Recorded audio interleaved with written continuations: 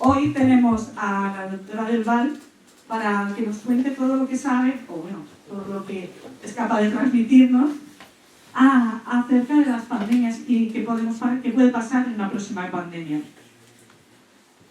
Hoy le he pedido a mi amigo Square, a mi amigo biólogo también y doctor en ciencias ambientales, que por favor me haga de presentador de Margarita Del Val, porque yo creo que está a la altura. Muchísimas gracias.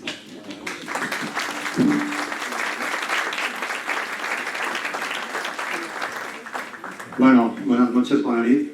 Bueno, yo la verdad es que cuando Pili me dijo de presentar a la doctora Del Val, me sentí un poco abrumado.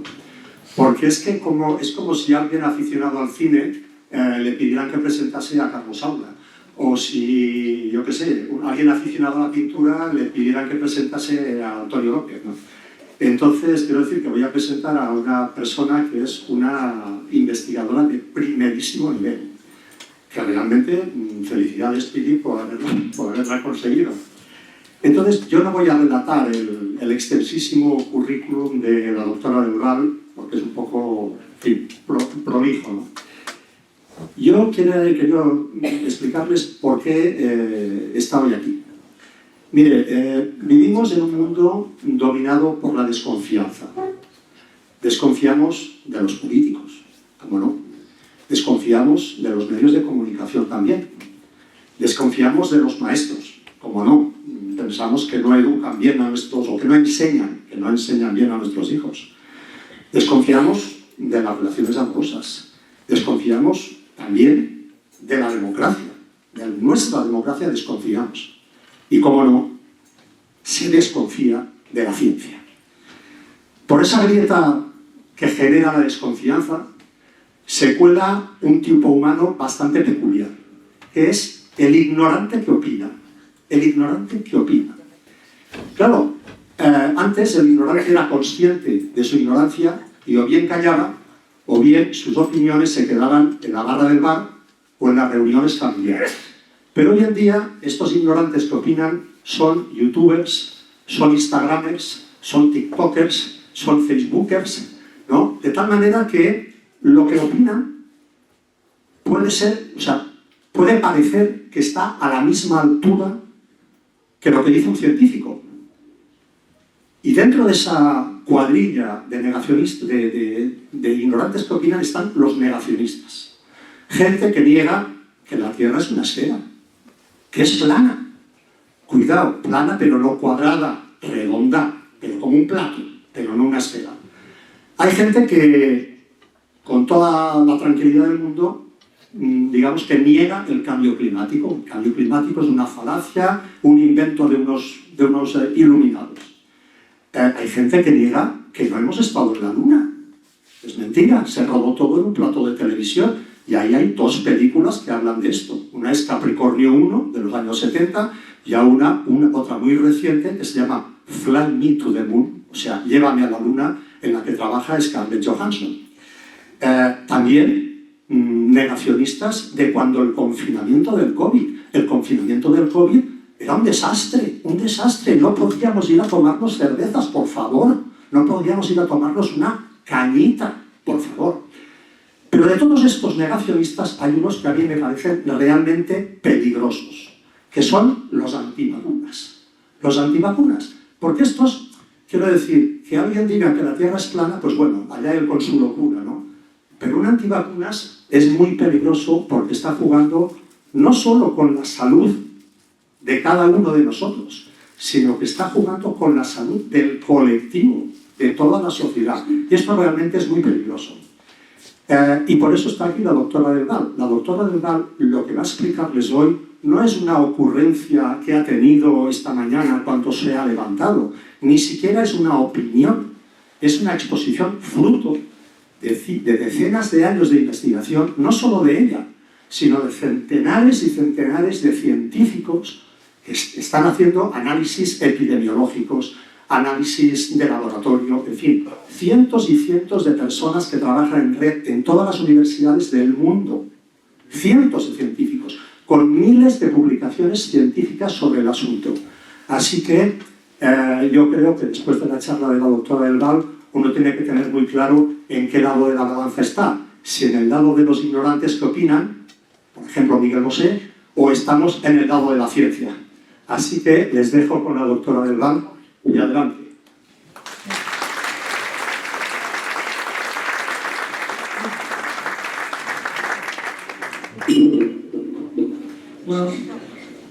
Pues muchas... Uy, esto está muy alto, ¿no? Bueno, muchas gracias. Si está muy alto por ahí, por todos lados, a lo mejor lo bajamos un poco, ¿no? Muchas gracias, y la verdad es que efectivamente lo que transmitimos aquí es el destilado de lo que montones de científicos han ido investigando y se han ido criticando unos a otros a lo largo de mucho tiempo. Los científicos estamos trabajando para acercarnos lo más posible a entender bien el conocimiento, a generar conocimiento, a entender lo mejor posible cómo funcionan las cosas. Nos equivocamos cuando lo vamos haciendo, pero construimos unos sobre lo que hacen otros. Sabemos que lo que nosotros estamos haciendo es la base para que los siguientes, bajar un poquito más, si puedes, la base para que los siguientes lo corrijan y lo mejoren. Y nosotros trabajamos sobre todo lo que han hecho los anteriores. Durante la pandemia hicimos esto también. La comunidad científica internacional trabajó a toda velocidad, con muchísima colaboración internacional, pero de una manera acelerada, como nunca habíamos hecho antes, y sobre todo compartiendo muchísimo los conocimientos según iban saliendo, aunque estuviesen un poco verdes todavía y muy sujetos a críticas por los demás. Yo creo que esto está altísimo, ¿verdad? ¿Sigue ahí? ¿Está un poquito mejor? No, se va a quedar mejor. Estoy hablando bajito. A ver, ahí sí, ahí me siento más cómoda hablando yo y no resuena tanto, ¿no? Bueno, pues la comunidad científica funciona mucho. Y la comunidad científica, una de las cosas que ha querido, que ha reaccionado después de pasar la pandemia de una manera bastante importante, ha sido para prepararse para que no vuelva a ocurrir, para que esto no vuelva a pasar. Y por eso es por lo que yo he planteado esta pregunta. Entonces, lo primero que les voy a hacer es plantearles a ustedes la pregunta. ¿Qué creen si estamos mejor preparados para próximas epidemias? Solo se puede decir sí o no, no vale abstenerse. ¿Quién cree que estamos mejor preparados? Un tercio, quizás. Bueno, no lo sé. ¿Quién cree que no estamos mejor preparados? Hay mayoría de los que creen que sí. ¿Quién cree que él o ella personalmente respondería mejor? A una. Si nos vuelven a decir, llega una infección grave, la población vulnerable son los hombres, o son los bebés, o lo que hay que hacer es, no sé, no ir a los humedales porque se transmite por mosquitos, ¿reaccionaríamos mejor? Cada uno de nosotros. Sí, ¿no? Vale, yo creo que sí. Vamos a ver. ¿Por qué surge esta pregunta, ¿no? Bueno, pues lo primero que les quería comentar es qué es una pandemia. Las cosas empiezan con unos pocos casos que pueden transformarse en un brote, en una zona hay un brote, que puede llegar a ser una epidemia que afecta a todo el país o a toda una población o a varios países, y pandemia es cuando afecta a todo el planeta, cuando afecta a todos los rincones del planeta y puede llegar a todo el mundo. No quiere decir que sea ni más grave ni menos grave, solo que está muy extendida. Y pandemias y epidemias hemos tenido en el siglo XX y en el siglo XXI. En el siglo XX la última pandemia fue la del SIDA, la del virus de la inmunodeficiencia humana, y tuvimos la epidemia del SARS. El coronavirus de la COVID-19 se llama SARS-2, porque hubo una anterior de SARS en el siglo XXI. Tuvimos la primera pandemia del siglo XX, fue una de gripe A, en 2009, y en el siglo XXI. Y en el siglo XX hemos tenido 4 pandemias de gripe A. Tuvimos la epidemia de Zika, que no fue tan sonada aquí, pero que amenazó los Juegos Olímpicos en Brasil. La pandemia de la COVID-19, y desde entonces hemos tenido epidemias, por ejemplo, la epidemia de la viruela del mono, pues mal llamada viruela del mono, es de roedores, la mpox. ¿Quiénes la causan? Pues la causan virus de distintas familias.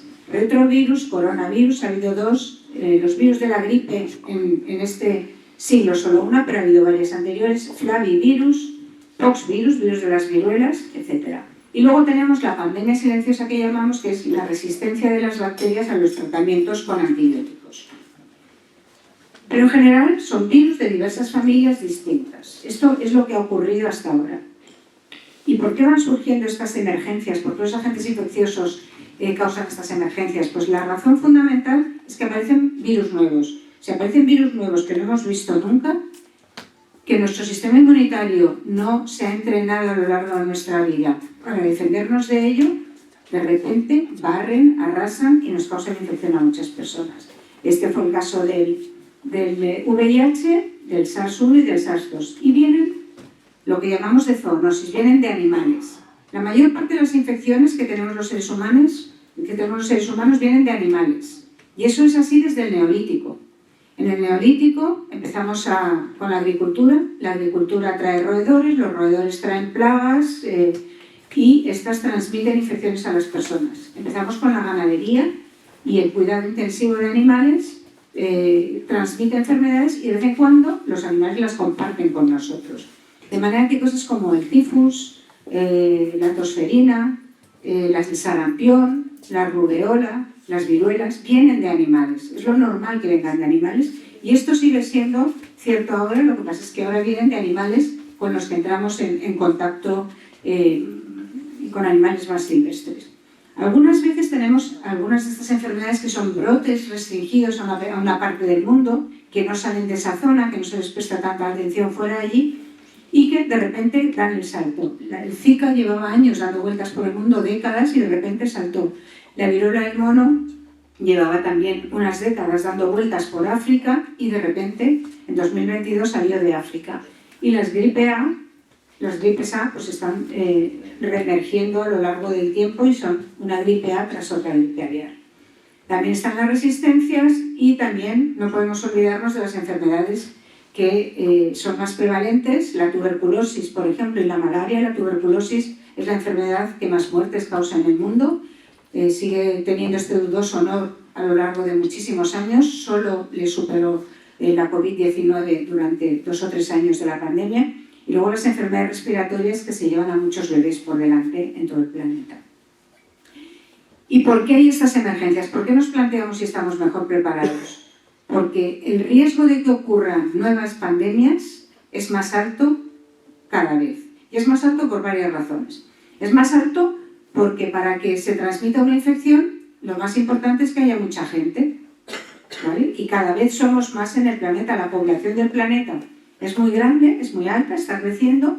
Y no solo está creciendo, sino que nos estamos concentrando en ciudades. Es decir, estamos, aquí no, pero en ciudades, estamos muy en contacto unos con otros y entramos en contacto con personas muy distintas a lo largo del día.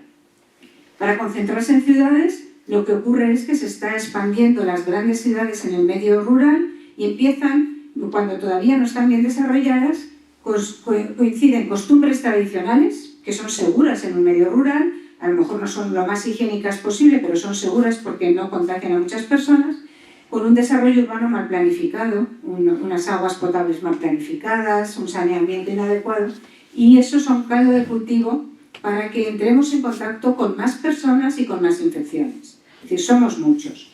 Y un segundo punto de ser muchos, que contribuye al riesgo de que haya más epidemias, es que nos movemos mucho. Y si nos movemos mucho, vemos a gente muy dispar que tiene otras infecciones y que nos las puede pasar.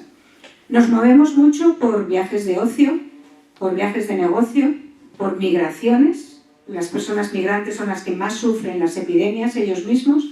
Y movemos mucho a nuestros animales, tanto los silvestres como los domésticos y las mascotas, incluso hay especies invasoras. No solo eso, sino que además movemos a nuestros insectos. Los insectos, no te das cuenta, van en el coche, van en el autobús, haces un viaje, los metes en la maleta cuando vuelves de un viaje al trópico y en general no traen infecciones, pero en algún momento pueden traerlas, en general están aplastados y vienen en la maleta, pero puede ocurrir. Nosotros vamos extendiendo los insectos y además cuando los extendemos, como está subiendo la temperatura de muchas zonas, se establecen y pueden mantener cría durante todo el invierno en zonas que antes no solían tener estos mosquitos. Y estos mosquitos es importante, no porque molesten y piquen, sino porque pueden ser vectores que transmiten la infección o de un animal a las personas, y ese es el caso del virus del Nilo en Sevilla, o de una persona a otra persona, como puede ser la malaria en zonas de África. Hacen que se establezcan estos insectos, el calentamiento creciente se establezca en zonas más al norte o en zonas de mayor altitud, donde antes no los había. De manera que no se puede pillar una infección tropical aquí sin haber salido de viaje. Y luego la cuarta razón importante es que tenemos una mayor esperanza de vida. Es la cara B de esta magnífica sanidad que tenemos en Europa. La cara B es que nuestra población está más envejecida de lo que está en Europa, de lo que está en países con menores recursos, con menor esperanza de vida y que tiene una población más joven, pero también se mueren antes, ¿no? Bueno, pues la población más mayor es un riesgo de pandemias, es un riesgo para la sociedad, es un riesgo para las personas mayores, porque cuando nos pilla más mayores la primera infección de un virus determinado, la enfrentamos con un sistema inmunitario más debilitado, menos equilibrado, que no tiene la potencia que tenía cuando éramos jóvenes, como muchas cosas según nos vamos envejeciendo, según nos vamos haciendo mayores, y luchar por primera vez en tu vida frente a la primera infección de un virus es mucho más difícil que cuando te pilla de joven. Entonces, por eso, si viene un nuevo virus, es muy probable que los que más sufran sean de nuevo las personas mayores, y Europa es más vulnerable por eso. Además de las personas mayores, los más vulnerables pueden ser con frecuencia los bebés recién nacidos. Dependiendo de cómo sea la infección, pueden afectarse o no. Con la COVID hemos tenido la suerte que los recién nacidos no han sufrido nada grave.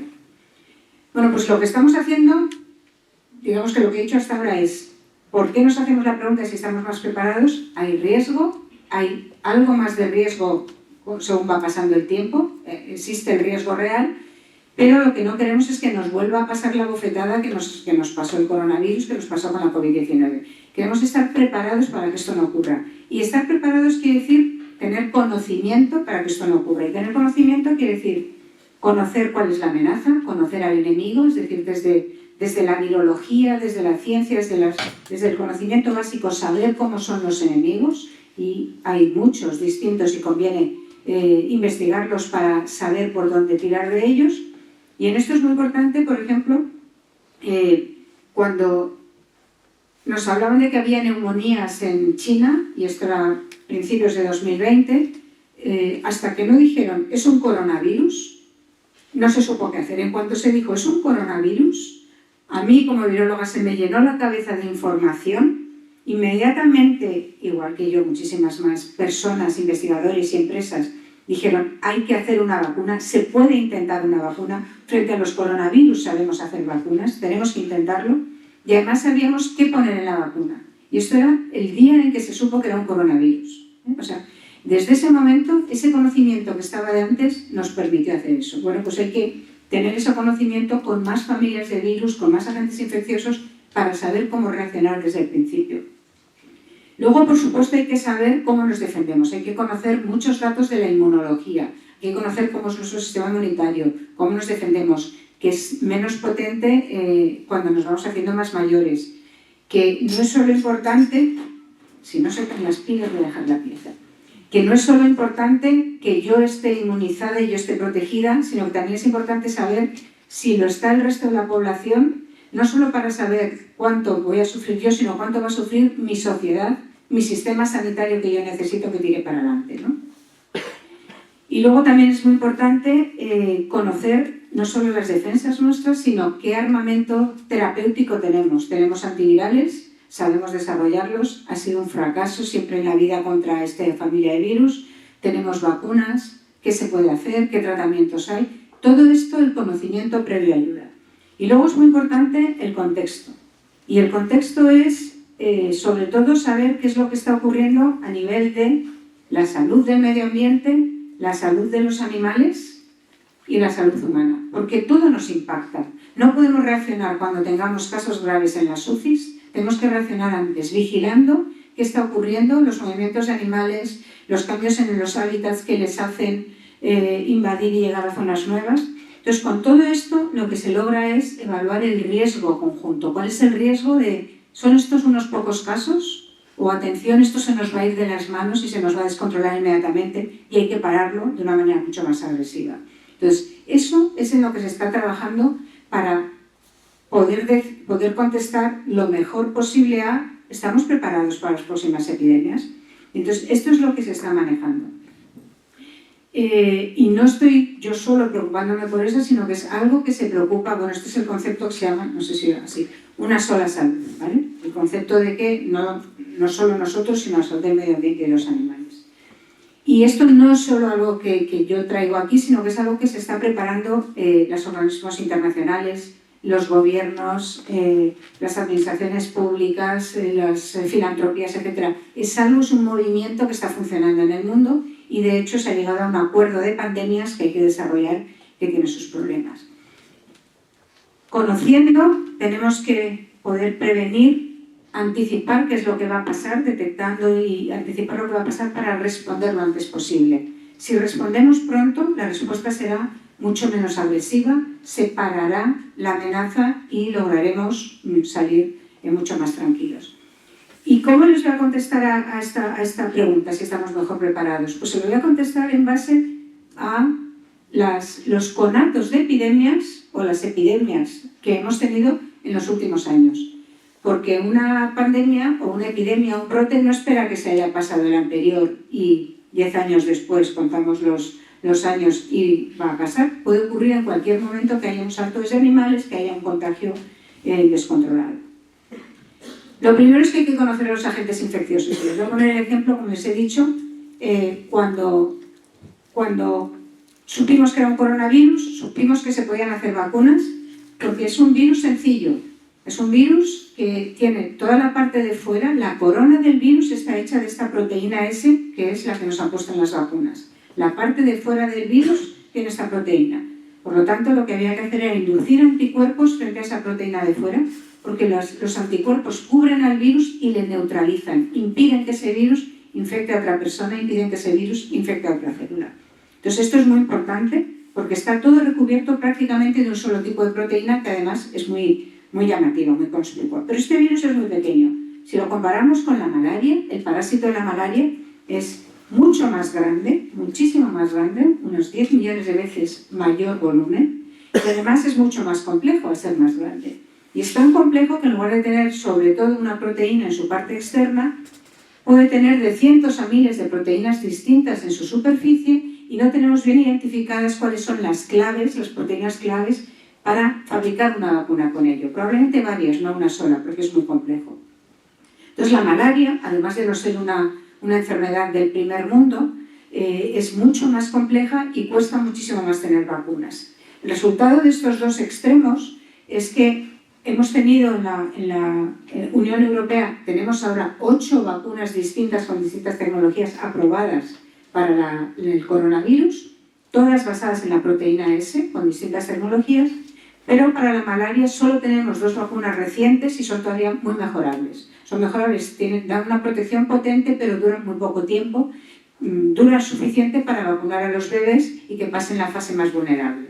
Pero todavía hay que trabajar muchísimo más. Por eso digo que diseñar vacunas no es tan fácil, hace falta muchísima más investigación. Conocer al enemigo para poder hacer las mejores vacunas.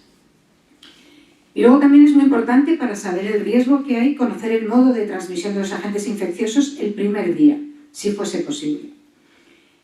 Hay agentes infecciosos que se transmiten de distintas maneras. Aquí tenemos, por ejemplo, los que se transmiten por el agua o por la comida, por ejemplo, son aquellos que ya tenemos mucho más controlados. Pero los que se transmiten por vía respiratoria, por los aerosoles, esas gotitas que se quedan suspendidas en el aire durante más tiempo y que no te contagian solo cuando estás a 1,5 metros, sino que te pueden contagiar en un sitio cerrado donde no se remueve el aire y que hay mucha gente, eso ocurre, lo hemos redescubierto con el coronavirus, pero esto se sabía. Los techos se hacían antes más altos que ahora, no porque sobrase material de construcción, obviamente, sino porque con la tuberculosis, a principios del siglo XX, se aprendió que aquello hacía que cuando respiras gotitas de aire que salen cálidas de tu cuerpo, suben más fácilmente para arriba y contagian menos a los demás. Los techos altos son una manera sencilla de facilitar que no haya que el contagio del que uno se contagie tenga menos cantidad de virus y por lo tanto lo puedas combatir mejor. Hay muchos que se transmiten así, ¿eh? O sea que esto no es el único. A mí las que más me preocupan, más que el agua y la comida, porque ya hemos aprendido a lavarnos las manos y evitar los contactos, son que nos vuelva a venir una epidemia por vía respiratoria, porque creo que todavía esto no está maduro. Todavía los edificios públicos no tienen la renovación necesaria de aire. Primero porque no se mide cómo de saturado, cómo de respirado está el aire por otras personas. Esto se puede medir de una manera muy fácil y hay una norma oficial, se lo digo, gracias por venir alcalde y concejal, hay una norma oficial que usa la medida del CO2 en el aire como medida aceptada de la cantidad de cuánto está respirado el aire por otras personas, y solo midiendo el CO2 uno puede saber cuánto hay que ventilar o cuánto hay que renovar el aire. Esto lo hicieron en los colegios, en las universidades, durante la pandemia. Es una cosa que se hace muy fácil, los medidores son muy baratos, se pueden hacer, y eso aumenta la salud de los ciudadanos. En tu casa, en tu colegio, en tu sitio de trabajo, en tu sitio público, eso es algo. Y todavía esto no está implementado, ¿eh? Todavía esto nos puede pillar otra vez. Y luego el punto de todo lo que nos entra a través de la sangre, por vía sexual, por transfusiones, en el parto, por picaduras de insectos. Eso todavía es algo que trae problemas, ¿no? La transmisión del virus del SIDA, del virus de la inmunodeficiencia humana, por vía sexual, y las picaduras de mosquitos como la malaria o el virus del Nilo Occidental, que pasaré luego a contar en Sevilla cómo ha sido. Conocer el modo de transmisión es muy importante. ¿Qué hacíamos al principio de la pandemia, todos, incluida yo también? Desinfectándonos las suelas de los zapatos para un virus que se transmite por vía aérea. Bueno, pues no lo sabíamos, en aquel momento no lo sabíamos.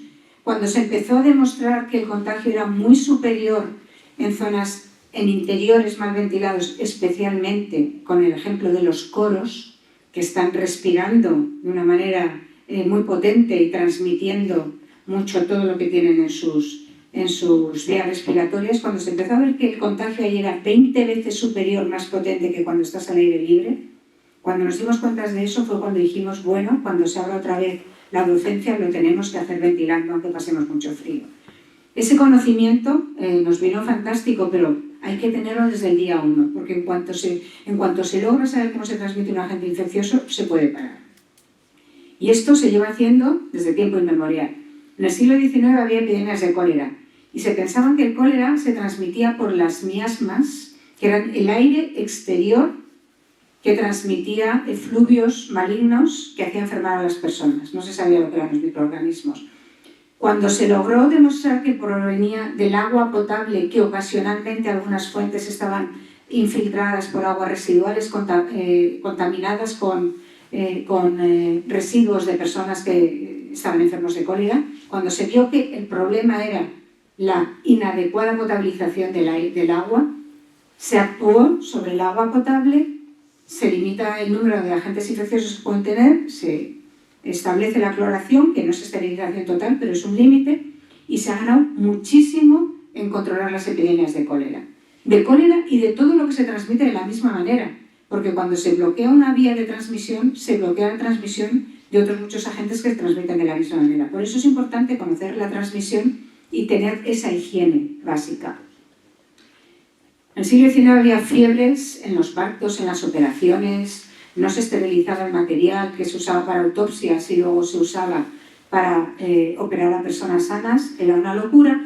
Cuando se descubrió que la higiene de manos y la esterilización del material quirúrgico eliminaban estas infecciones, fue un avance brutal, un avance tremendo. De nuevo fue cuál era el modo de transmisión. Y controlando el modo de transmisión, realmente se ha logrado bajar el número de infecciones tremendas, que los que más lo sufrían eran los bebés, la primera vez que se enfrenta uno en la vida. Ha subido la esperanza de vida, junto con, claro, controlar el modo de transmisión con los antibióticos y las vacunas. ¿Qué es lo que nos queda del coronavirus? Hemos aprendido lo de la transmisión y, como les digo, tenemos que entender que tenemos que intentar exponernos a un aire más respirable. Igual que bebemos un agua potable, tenemos que respirar un aire más respirable. Que si yo voy a un sitio público no tenga que filtrarme mi agua para beberla, ni tenga que filtrarme mi aire con una mascarilla para respirarlo, ¿no? Entonces, eso, como digo, con un medidor de CO2 se puede hacer y vale no solo para el coronavirus, que parece que ya está con nosotros y es más benigno, sino vale para otro montón de enfermedades respiratorias, que algunas acaban en neumonías y algunas acaban en la muerte. Y vale para la próxima epidemia que pueda venir por vía respiratoria o por otras. Muy importante, estamos cada vez haciendo nuestras viviendas más estancas, cada vez ventilamos menos, tanto en invierno como en verano.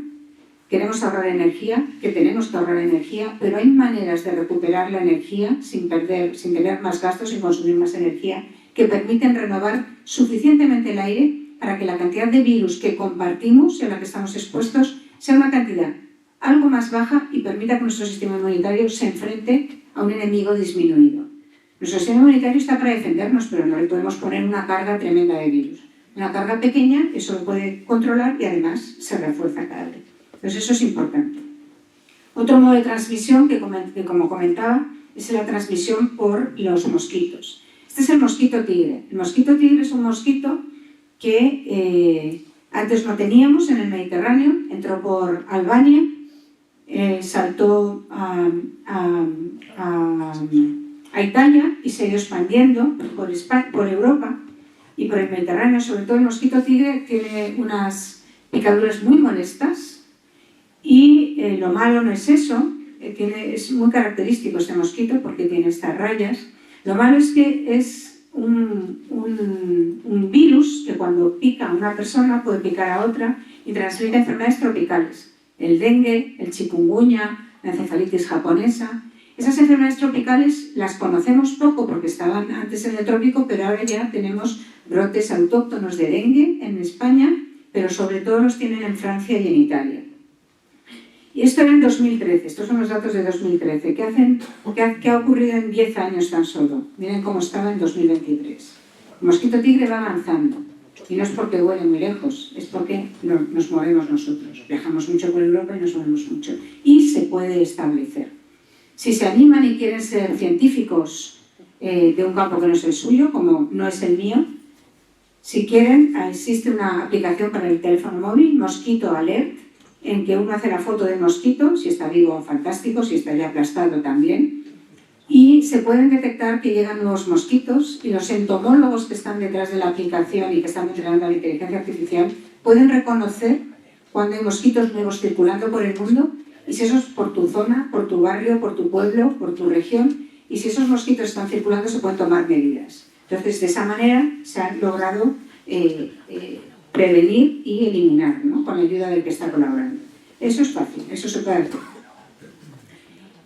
Y luego, ¿qué herramientas tenemos? Pues simplemente para recordar, yo trabajo con vacunas, yo he investigado toda mi vida con vacunas, desde que empecé a hacer mi tesis doctoral. Simplemente recordar qué han hecho las vacunas. Las vacunas, cuando empezó la epidemia, la pandemia, eran la esperanza, ojalá que podamos hacer vacunas.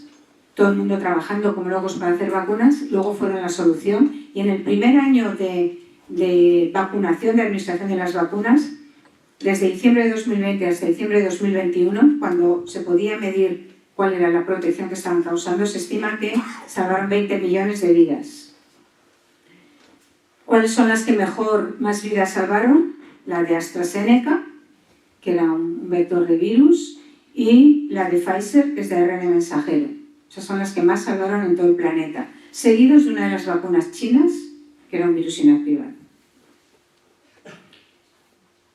Eso lo tenemos atrás, pero ahora, si alguien quiere algún comentario, tenemos vacunas nuevas. Esto ha traído que se hayan desarrollado nuevas vacunas, que se hayan puesto nuevas vacunas en el mercado, con todos los criterios de seguridad y de eficacia. Para los adolescentes, importante, la meningitis tetravalente, ACWY. Se recuerda poco porque los adolescentes casi no van al médico, entonces el médico no tiene manera de recordárselo. Importante, ahora mismo, por ejemplo, la meningitis es muy poco frecuente, pero es gravísima. Hay un brote ahora de 20 casos en Reino Unido, estudiantes, en fiestas justo antes de los exámenes, que se está contagiando muy rápidamente. Y es fulminante la meningitis, o sea, es un problema. y esta vacuna está disponible. La del papiloma, que causa cáncer de cuello de útero, es un virus, pero causa cáncer. De útero solo tenemos las mujeres, se vacunaba antes solo a las chicas. A partir de este último año se está vacunando también a los chicos varones, porque se ha demostrado que se puede evitar no solo contagiarse de hombres a mujeres, sino también proteger a los hombres de los pocos tumores causados por el papiloma, que son poco frecuentes, pero también les protege a ellos. Hasta el punto de que con la vacuna, más un buen diagnóstico, más un tratamiento adecuado, se quiere eliminar un cáncer de Australia. Eliminar un cáncer sería la primera vez en la historia. Vacuna más tratamiento más diagnóstico. Muy importante. Para los mayores, que somos aquí la mayoría, el Sistema Nacional de Salud tiene cinco vacunas.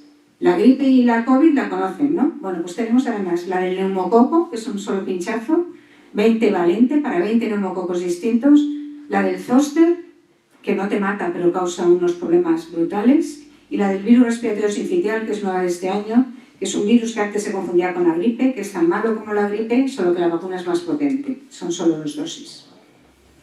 Bueno, para saber si estamos más preparados para próximas pandemias, lo que los periodistas preguntaban mucho es ¿cuándo vendrán? Y yo decía, pues no sabemos. La pregunta del millón, no lo sabemos. Lo más importante es cómo lo notaremos. ¿Cómo sabemos si son solo unos pocos casos o si esto va a acabar en una epidemia o en una pandemia? Pues lo que yo uso para saber si estamos más preparados y qué es lo que está ocurriendo es saber cómo hemos reaccionado en estos últimos años a los conatos de epidemias que hemos tenido. Y aquí les muestro lo que estamos haciendo en investigación en el CSIC. En el CSIC con la pandemia montamos la Plataforma de Salud Global.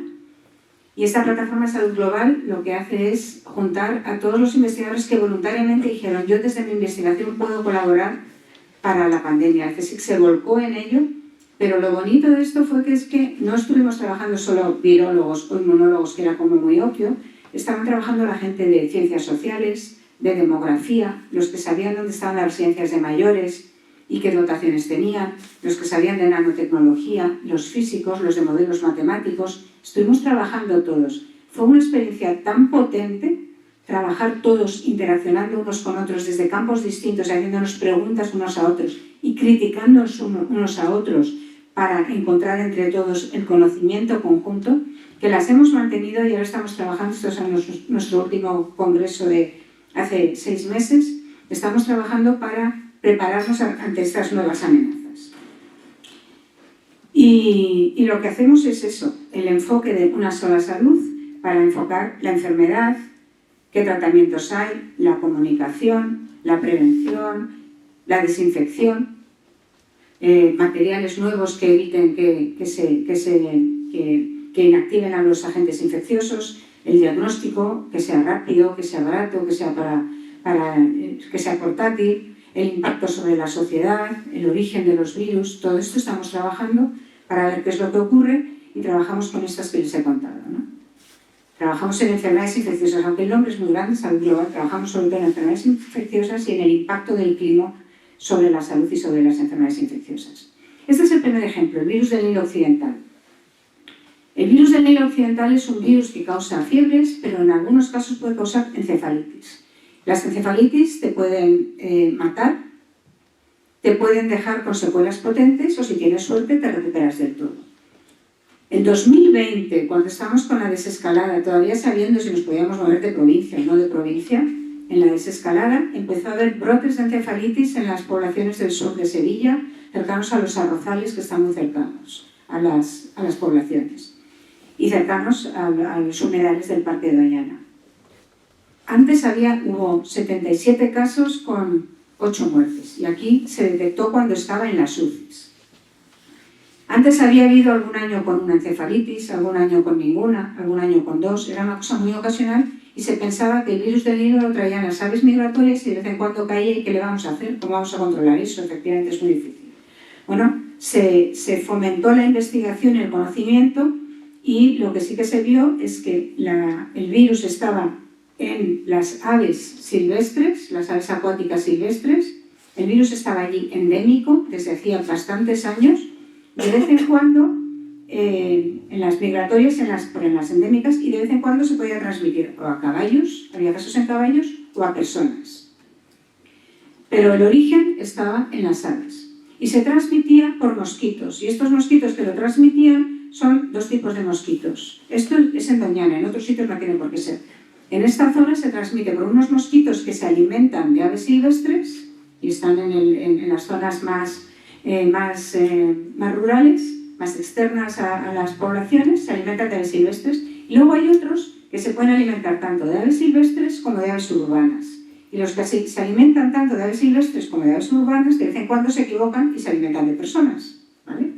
Se alimentan de gorriones y de aves silvestres. Entonces, este doble circuito que aumenta primero la multiplicación del virus y que luego nos lo pasa a nosotros, nos permite saber dónde actuar. Y la manera de actuar es bloqueando la transmisión, actuando sobre las larvas de estos mosquitos, que son los mosquitos comunes, tienen ahí el nombre científico, pero son los mosquitos comunes. Actuando sobre las larvas de los mosquitos comunes que están infectados con el virus, porque lo han pillado de un ave silvestre, se puede bajar el número de mosquitos, se puede limitar que el virus acabe en las personas.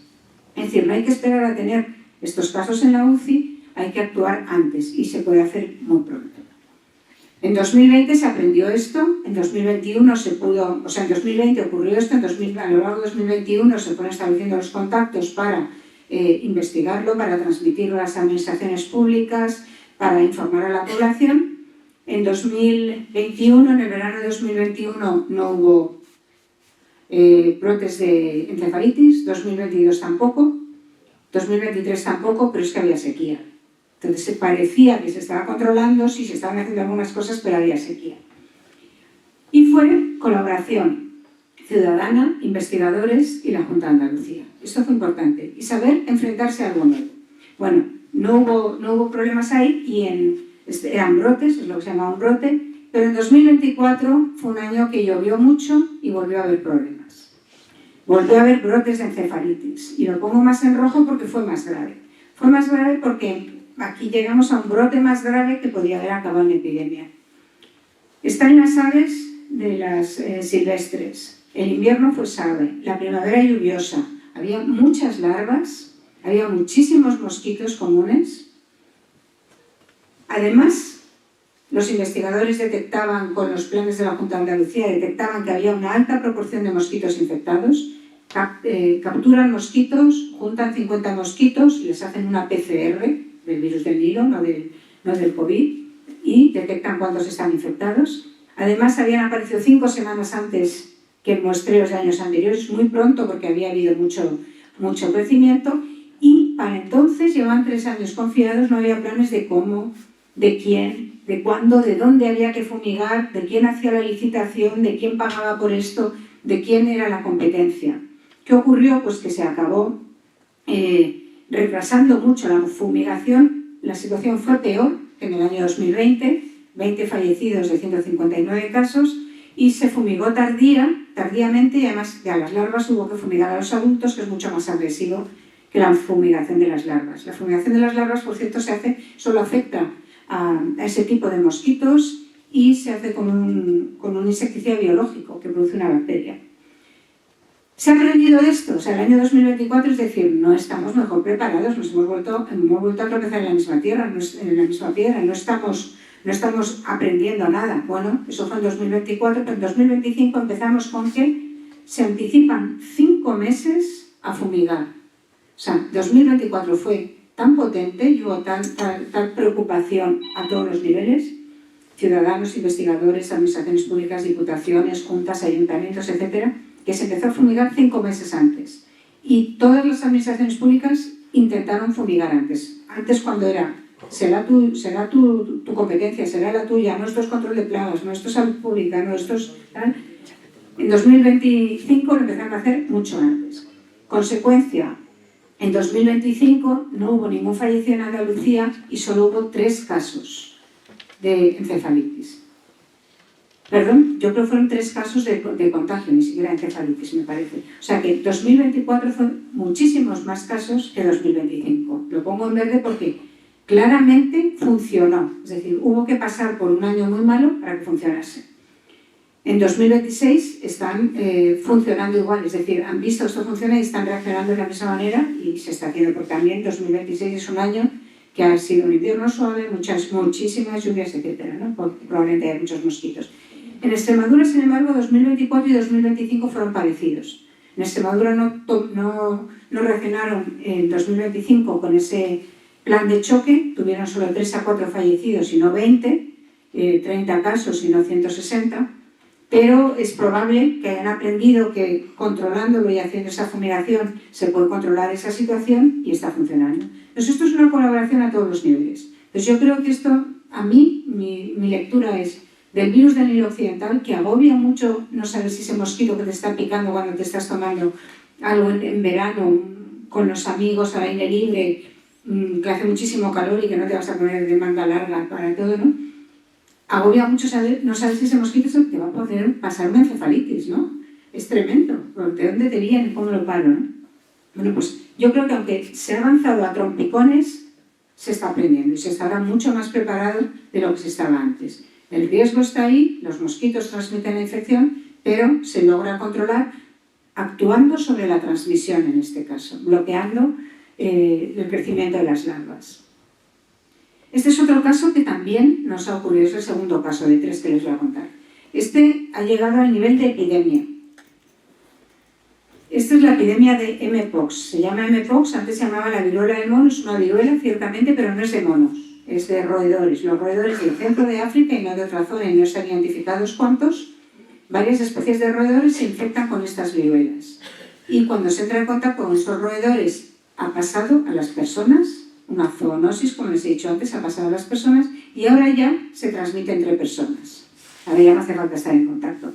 ¿Qué ocurrió en 2022? Pues que cuando llevaba mucho tiempo dando vueltas por África, una serie de casos que no se le prestaba mucha atención, no se diagnosticaban, no existía manera de diagnóstico, salió fuera de África y hubo una oleada tremenda por todo el mundo.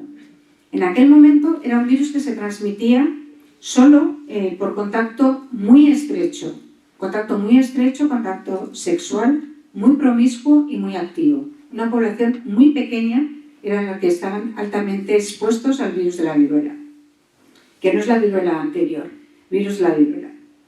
¿Y qué hizo que esto fuese una única oleada en todo el mundo? ¿Qué es lo que hizo que en todos los países del mundo, con un desfase de un par de semanas o un par de meses adelante o atrás, hubo una única oleada? Pues lo que lo hizo fue la preparación de la población vulnerable. Esta población vulnerable, los que son altamente promiscuos en sus relaciones sexuales y muy activos, esta población vulnerable entendió perfectamente que si durante un periodo corto evitaban contagiar a otras personas, iban a lograr pararlo. Lograron contagiar a suficientemente pocas personas como para que empezase a bajar la curva de contagios. España fue el país más afectado del mundo por habitante, por cierto. No en número absoluto de casos, pero por población fue el más afectado del mundo. Bueno, pues esto lograron pararlo y cuando ya estaba bajando fue cuando les llegaron las vacunas. Porque para la viruela del mono teníamos vacunas. A la viruela, de la viruela nos vacunaron a casi todos nosotros, yo a un joven y medio por ahí detrás, a casi todos nosotros nos vacunaron de la viruela, bueno, por aquí delante también, para vacunarnos de la viruela y erradicarla del planeta, la viruela se erradicó del planeta en 1980, se usó la vacuna que era el virus de la viruela de la vaca que nos protegía de la viruela humana. Bueno, pues ese mismo virus de la viruela de la vaca también protege de la viruela Mpox.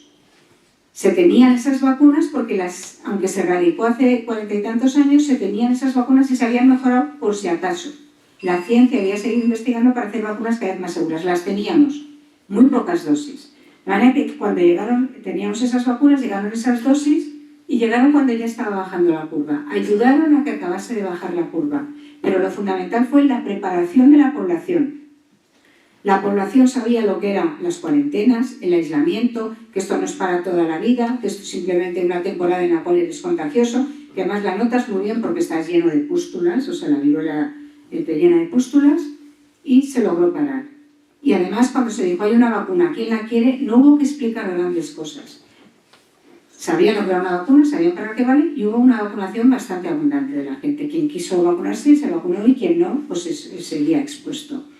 Bueno, esto nos quiere decir que aquí ya no solo fueron las administraciones públicas que se desvivieron por tener suficientes dosis de vacunas y hacerlo coordinadamente. No fue solo la investigación que había estado trabajando antes, sino también la madurez de la población. Fue muy importante eso.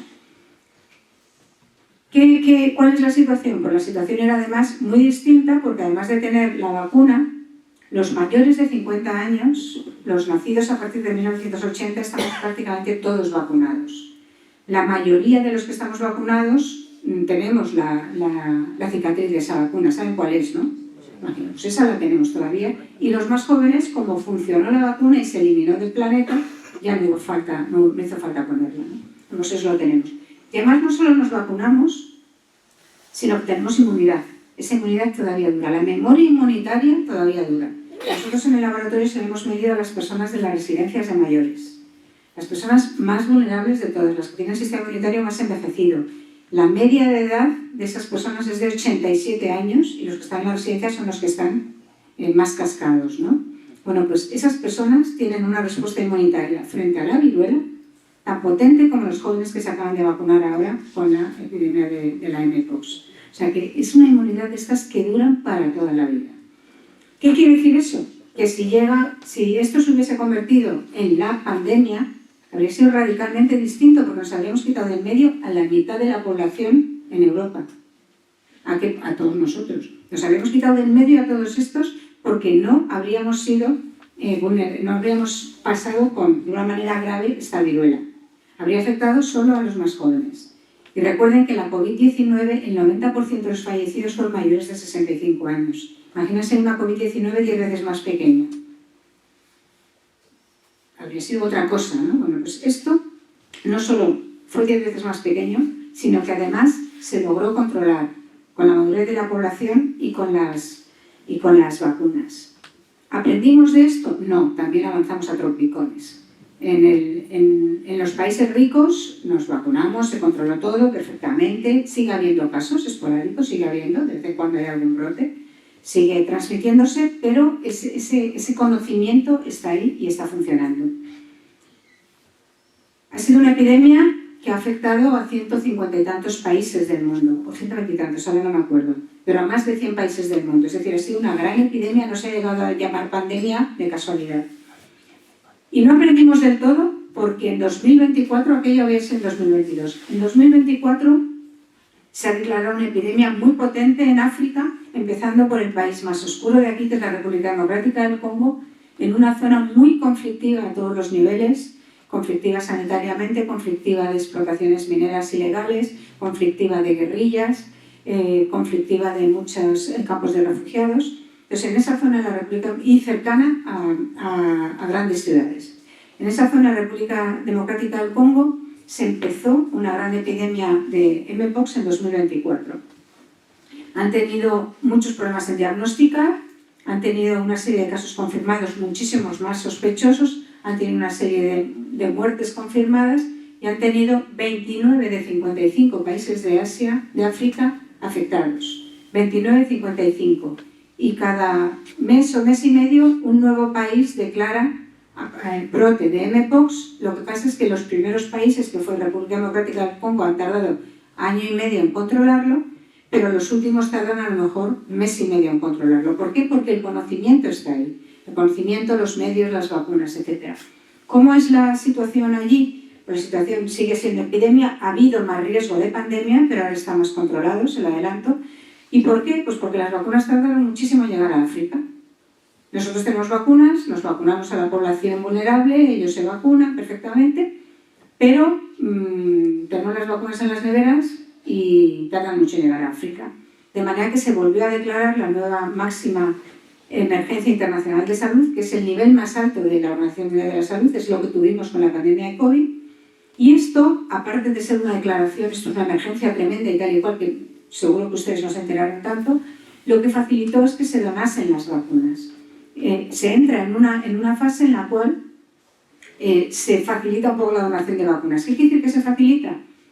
Que en agosto del 24 Europa dijo, donamos todas estas vacunas a África, España dijo, y yo más. Y en abril de 2024 el director general de Salud Pública nos está diciendo, tenemos las vacunas todavía en Madrid. No hemos llegado a lograr mandarlas para allí. ¿Por qué? Porque hay muchísimos tratados internacionales y muchísimas regulaciones que no están engrasadas para eso. Aparte que no hay un interés tan tremendo en hacerlo. Entonces, esto es de estas cosas que van a trompicones. ¿Qué ha ocurrido mientras tanto? Que el virus se ha seguido multiplicando en estos países, ha entrado en zonas urbanas de ser antes una cosa rural de contacto con los roedores, afecta a las personas que tienen una cierta inmunosupresión, las personas que no tienen bien tratado el virus de la inmunodeficiencia humana, que hay mucho en África, y además ahora ya no es un contacto muy estrecho por vía sexual entre hombres muy promiscuos y muy activos sexualmente. Ahora hay transmisión humana sostenida en la familia, en las comunidades, entre conocidos que tienen contacto estrecho. Y además afecta a cualquier edad y afecta a niños también. Entonces, esto ya es un problema, el virus ha ido expandiéndose a estas poblaciones y durante un cierto tiempo hemos estado preocupados porque esto pudiese llegar a Europa y se transmitiese a todas las poblaciones. Tiene un impacto todavía no bien medido, pero brutal sobre los embarazos y causa pérdida del bebé en un porcentaje altísimo de los casos. ¿Qué ha ocurrido? Pues que en África han aprendido fantásticamente, y salvo el primer país y el segundo, que fueron los más conflictivos, tienen un control, un diagnóstico, un trazado de casos, de contactos, de los que hay muy superior al que se tenía durante la COVID en África y muy superior al que teníamos nosotros durante la COVID también. O sea, hacen un trazado de todos los contactos magnífico, les diagnostican, les piden que se aíslen y están lográndolo. Como digo, antes se tardó año y medio, como es la situación ahora, se tardó año y medio en controlarlo en República Democrática del Congo. Este es el caso de 2024, van subiendo los casos, subiendo los casos, subiendo los casos. 2025 siguen subiendo y a partir de aquí empiezan a bajar. Y aunque continuamente hay países que se están contagiando, el virus está ya muy controlado. Es decir, se ha aprendido muy bien a que esto se pueda controlar y no ocurra. Por lo tanto, de este segundo virus, de este segundo ejemplo al que hemos estado expuestos, se ha extendido a muchos países, pero estamos más preparados. Avanzamos también a trompicones, pero en África, que es de donde están teniendo ahora el problema, también lo están controlando y se está trabajando desde todas las instancias para que haya más fabricantes distintos de vacunas, de manera que no estemos vendidos a un solo fabricante que puede tener incidencias, o sea, no tiene por qué haber ninguna mala praxis, puede tener incidencias. Fabricar vacunas no es nada fácil, es un producto biológico que puede fallar y puede tener incidencias, y se está trabajando para que haya más tecnologías de vacunas y que haya más fabricantes, que haya más conocimiento. Y el tercer caso es la gripe A aviar, la que nos viene de las aves. Este es el último caso. Estos son casos individuales. Este es el menos grave. Nos sobrevuela y nos asusta porque en los animales es tremendo. En los animales, y lo de los animales lo he puesto en azul para separarlo de lo que está en negro, que es humanos. En animales es una panzootía. Una panzootía es una pandemia de animales.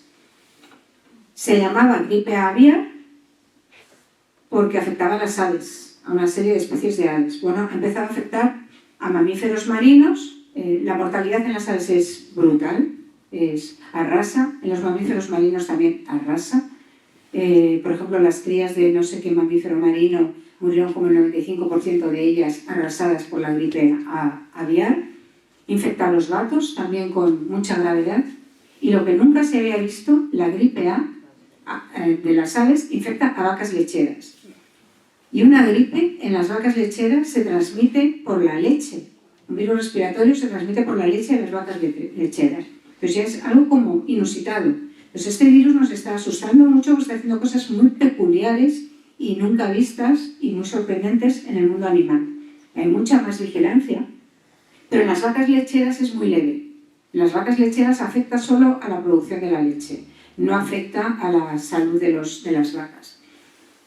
Eso es bueno y es malo.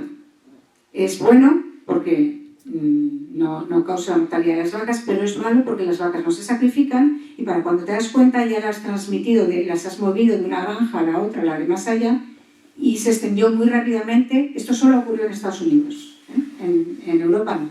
Se extendió muy rápidamente de un estado a otro, y tienen cientos de granjas afectadas porque no lo logran parar, porque las vacas las mueven y se mueven los tratantes de vacas y se sigue contagiando. Se está intentando controlar, pero bueno, ahí hay problemas. Y ahí hay un problema, y es que las personas que trabajan en las granjas de vacas lecheras pueden estar expuestas a la gripe aviar.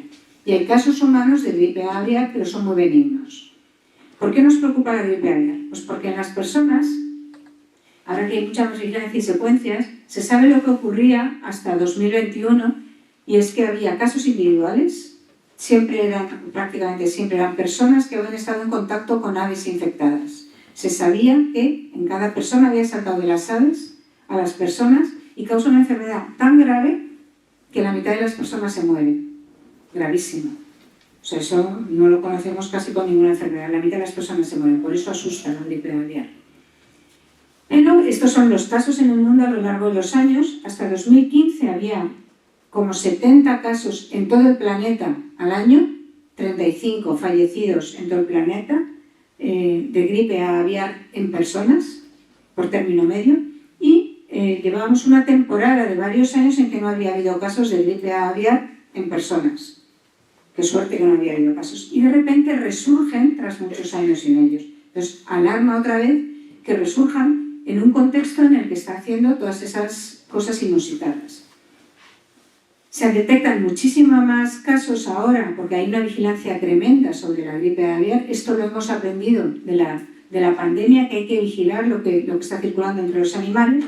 Y como ven, aquí hay muchos casos, azul claro, pero hay muy pocos fallecidos. Quiere decir que hay muy poquitos casos, hay 3 fallecidos por término medio por año por planeta. O sea, son muy poquitos casos. Lo que asusta no es los fallecidos que hay, lo que asusta es el riesgo que puede traer. ¿Por qué? Porque los virus de la gripe A tienen un historial criminal a sus espaldas importante. Les he dicho 4 pandemias en el siglo XX y la primera del siglo XXI. Por ahora no es transmisible entre personas. Luego, el tema de la transmisión todavía lo tenemos bloqueado. De una persona a otra no se transmite. No tenemos suficiente virus si estamos infectados con esta gripe aviar para transmitirlo a otras personas. Siempre, sigue siendo, casi siempre, una transmisión de un ave infectada a una persona. Entonces, esto es importante. Cuando pase a ser que se transmite entre personas, atención, habremos pasado un punto muy importante de no retorno. Pero por ahora estamos vigilantes. Tenemos vacunas preparadas por la Agencia Europea del Medicamento y por otras agencias nacionales o internacionales del medicamento de la gripe aviar para personas, también para aves, pero para personas tenemos vacunas preparadas. Y lo que preocupa es que este virus es muy variable. El virus de la gripe A es variable, ya saben que varía de año en año y además se reorganiza, que quiere decir que su material genético es como un libro desencuadernado, todas las hojas sueltas, y cuando entra en un animal, que puede ser una persona, puede ser un cerdo, puede ser un ave, un virus de las personas, un virus de la gripe A de las personas o de los cerdos o de las aves, cuando se hacen nuevos virus en esa célula infectada, lo que puede ocurrir es que se reorganizan las hojas, se queden desordenadas, se reorganicen y den lugar a un libro nuevo, a un virus nuevo. Entonces, como esto es lo que ha ocurrido frecuentemente en todas estas 5 pandemias previas, preocupa, y por eso ahora mismo lo que se recomienda es que, aunque el riesgo es bajo y hay una vigilancia muy potente, que los trabajadores de las granjas se vacunen, para que por lo menos en ellos no haya virus de la gripe que se pueda reorganizar con un potencial virus que venga. En España hasta ahora no había habido gripe aviar en aves hasta este verano pasado, fuera de temporada, incluso es otra de las cosas inusitadas de esta evolución del virus de la gripe aviar, y se ha controlado sacrificando a una cantidad tremenda de aves. A lo mejor lo conocen ustedes más de cerca que yo, ¿no? Por ahora el riesgo es bajo, la vigilancia es muy potente y no olvidamos todo lo que conocemos de los virus de la gripe A y de la gripe aviar. Y esta es mi conclusión. Yo creo que estamos más preparados para próximas epidemias, que la preparación tiene que ser muy activa, tenemos que estar trabajando continuamente, vigilando continuamente y reflexionando y analizando continuamente, pero estamos preparados a nivel de investigación, a nivel de administraciones públicas, a nivel de ciudadanos, y tenemos que estarlo. No nos podemos permitir no estarlo, claramente. Muchas gracias.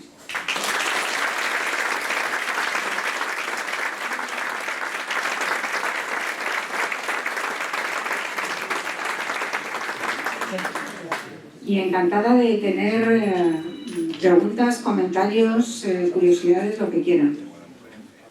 Yo quería preguntar, a esto de explicar lo siguiente. ¿Por qué el virus de la COVID al principio era tan agresivo? A medida que ha pasado el tiempo, ha sido como si se hubiera debilitado. Es decir, yo por ejemplo he pasado la COVID, una cosa muy suave, como una gripe tonta, ¿no? Pero al principio realmente era muy agresivo, moría la gente, ¿no? Espera, porque esto es una. Y la segunda pregunta, y la termino. ¿Tú qué le dirías a un antivacunas que dice, yo no vacuno a mis hijos y no les ha pasado nada? No les he vacunado de la polio, no les he vacunado del sarampión, no les he vacunado de tal otra cosa y no les ha pasado nada. Bueno, la primera sobre el virus. Los virus evolucionan, el pobre virus se está adaptando a una situación muy dura para él, que era enfrentarse a una especie distinta. Y en esa adaptación era bastante variable y cada vez se iban seleccionando nuevas variantes que se transmitían mejor que la anterior. O sea, en la evolución natural de un agente infeccioso cuando se adapta a una nueva especie es que gana a sus compañeros aquel que se contagia mejor, aquel que infecta a más personas. Y en ese proceso de cada vez infectar a más personas, y Omicron fue ya el último petardazo, infectaba muchísimo. Omicron es más contagioso de lo que era al principio. En esa adaptación de cada vez transmitirse mejor, a veces es más virulento y a veces es menos virulento. Delta, que fue una de las variantes, era más virulenta que las anteriores, pero Omicron era un poco menos virulenta y es Omicron la que nos ha quedado. Y además, y sobre todo, estamos vacunados la mayor parte de la población. Entonces, cuando te pilla vacunado, te baja alrededor de entre 10 y 30 veces la gravedad, te baja entre 10 y 30 veces la probabilidad de que mueras y, de alguna manera, la gravedad, ¿no? Se podría decir. Entonces, fundamentalmente son las vacunas. Otro punto fundamental es que al principio no se sabía cómo tratarlo. Los médicos no se habían enfrentado a eso nunca y estaban probando todos los tratamientos que tenían en sus manos porque estaban sobrepasados la cantidad de enfermos que tenían. Cuando se separaron los tratamientos que o no eran beneficiosos o que estaban deteriorando más al paciente de aquellos que podían funcionar, se logró, o sea, ya en septiembre era mejor la evolución clínica de pacientes semejantes y eso lo decían en los centros sanitarios, que ahora ya sabemos qué hacer. Antes echábamos todo el arsenal, ¿no?, que podíamos. Y luego también hay que tener en cuenta que hemos aprendido, y si te infectas con menos cantidad de virus, será más leve. Y eso es algo que no podemos medir. O sea, yo no sé con cuántos virus me infecto, pero sé que si hago actividades más de riesgo al aire libre, pues me contagiaré menos. Y eso se nos ha quedado. Entonces, el conjunto es que ahora es más suave. Ahora mata más personas la gripe o mata más personas el virus respiratorio sincitial que el COVID, pero sigue matando a personas. Hay personas a las que les sigue afectando muy gravemente y especialmente afecta gravemente a las personas cuanto más mayores somos y a las personas que tienen patologías crónicas, como diabetes, que uno no pensaría que la diabetes tiene que ver con la gravedad de las enfermedades respiratorias, pero tiene que ver porque las enfermedades respiratorias como la COVID y la gripe desequilibran la glucosa y entonces te pueden causar un problema con tu diabetes, y también las personas que tienen enfermedades cardiovasculares de base. Las personas que tienen enfermedades cardiovasculares de base no son solo aquellas que ya se lo ha dicho su cardiólogo, sino son un montón de personas que lo están incubando y que todavía no han dado la cara o que no lo saben. Entonces, hay mucha población que no sabe que es de riesgo. Yo sigo recomendando que nos vacunemos de la COVID-19 porque es un poco lo de que si ya no parece que yo ya no veo alrededor, o yo la tengo más suave, o ya no veo alrededor casos, ahora se comenta menos, pero si hay menos casos es porque nos estamos vacunando mucho.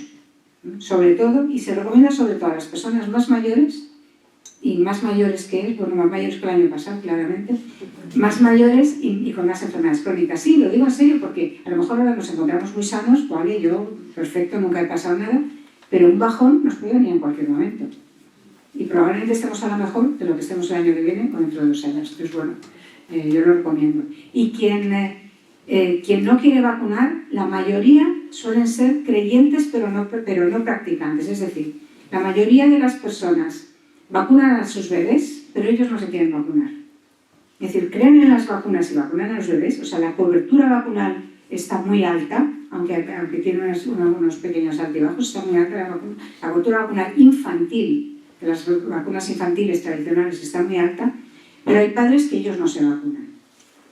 Y ellos están en menor riesgo porque han sobrevivido a todas las enfermedades infantiles, claramente, pero les puede pillar alguna mala. Es que, a ver, para mí el problema con las infecciones no es que yo haya pasado una vez, pasé una infección y la pasé bien.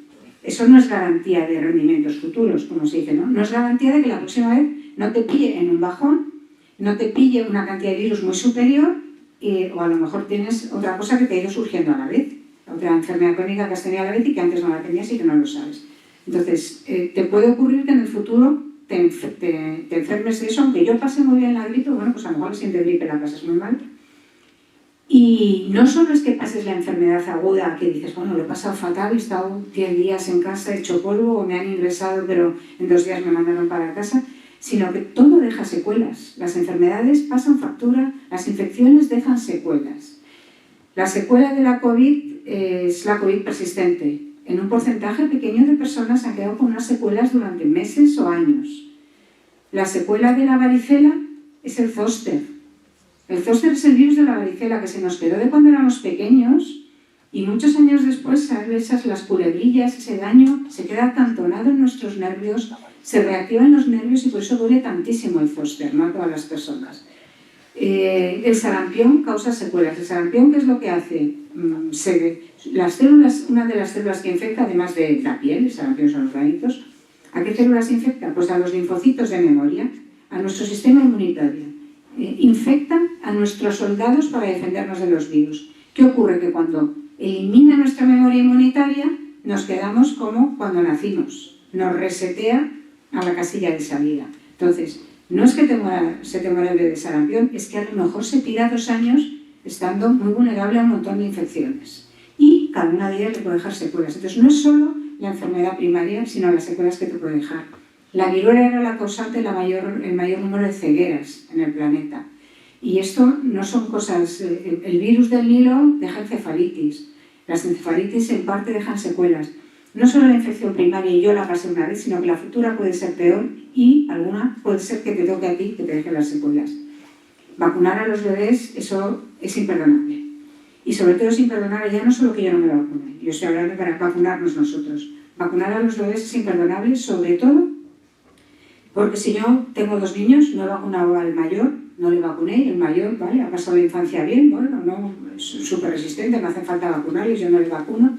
Nace el segundo, recién nacido, 1 mes, 2 meses, el mayor que está en la guardería, con todos los amigos, en el parque, lo que sea, trae el virus a casa, se lo pasa al bebé recién nacido, vulnerable, que nace con un sistema inmunitario debilitado, y tú en tu propia casa le has contagiado del hermano mayor que hemos vacunado al hermano pequeño, cuando todavía las vacunas no están prendiendo en él. Entonces, eso es imperdonable, porque ya no es que estés protegiendo a alguien lejano que te encuentras en el autobús, es tu segundo hijo, tu tercer hijo. Entonces, eso es muy grave. O el primo bebé de tu hermano, ¿no? Pues eso es muy grave. Vacunar a los bebés no se puede dejar. Quien no vacuna de la polio, bueno, de la polio seguimos vacunando por seguridad, porque la polio puede volver en algún momento. Quien no vacuna el sarampión, estábamos vacunando por seguridad porque España llevaba casi 10 años libre de sarampión y ahora ha vuelto.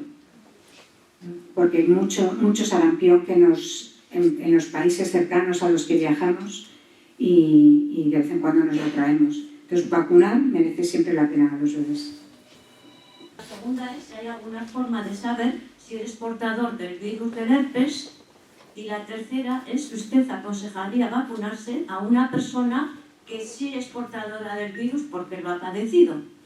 Es todo por el herpes zóster. El herpes zóster es no confundir con el herpes labial. El herpes zóster es el virus de la varicela. Todos somos portadores del virus de la varicela porque todos nos infectamos de pequeños. Incluso los más jóvenes de aquí todavía probablemente no han sido vacunados porque se empezó la vacunación en 2006. Todos somos portadores del virus de la varicela, todos somos potenciales personas en las que se nos reactive nuestro propio virus de la varicela. Se reactiva y es una de las secuelas de la varicela. O sea que portadores somos todos. Esa es la primera información. Siendo todos portadores, el zóster es muy molesto, muy doloroso y también te puede dejar secuelas dependiendo de dónde te afecte. Si te afecta en la cara, te puede afectar a la vista, definitivamente. Sí es recomendable vacunarse y se recomienda la vacunación a partir de los 65 años porque la probabilidad de que se te reactive el virus es más alta según vas haciéndote mayor.